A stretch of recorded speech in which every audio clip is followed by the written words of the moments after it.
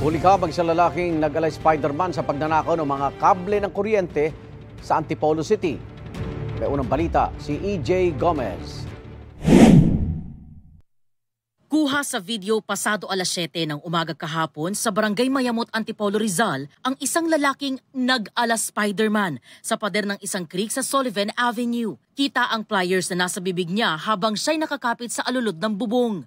Ang kanyang target, mga linya ng kuryente. May kasabwat pa umano siya na menor de edad. Ano yung ginagawa niyo dyan? Hoy! Ang lalaki di natinag sa unang pagsita ng residenteng nagvi-video. Hoy! Ano ginagawa niyo dyan? Ninanakaw yung wire niyo, oh. Bago tumakas, kitang pinutol ng lalaki ang wire. Ayan na, tumakbo na. Kwento ng saksi, inakala niyang nag-aayos lang ng linya ng kuryente ang dalawang lalaki. Nakita ko yung mama. Sabi ko, bakit ang aga nito na nagkukumpuni ng wire yung kapitbahay ko? But sabi ko, hindi yata naka-uniforme yung tao. So that was the time na I grabbed my cellphone and then kinunan ko ng video. Before going down, before jumping off, pinutol nila uli yung wire. So sabi ko, babalikan to. Sabi ko, babalikan nila to. Nakunan din ng video ang paglabas mula sa creek ng menor de edad na nagsilbing lookout at ang 21 anyos na lalaki.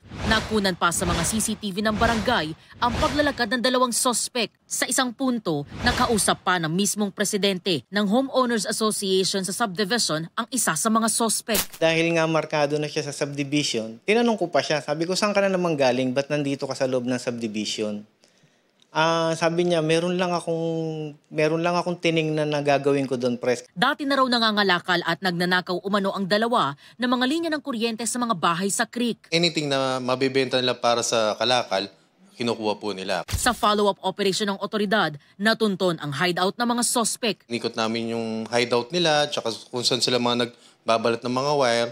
Nakita namin ang daming mga foil na gamit pang drugs. Pasado alauna ng madaling araw kanina, naaresto ng mga otoridad ang lalaking menor de edad. Patuloy naman ang pagtunton sa lalaking nag-ala Spider-Man.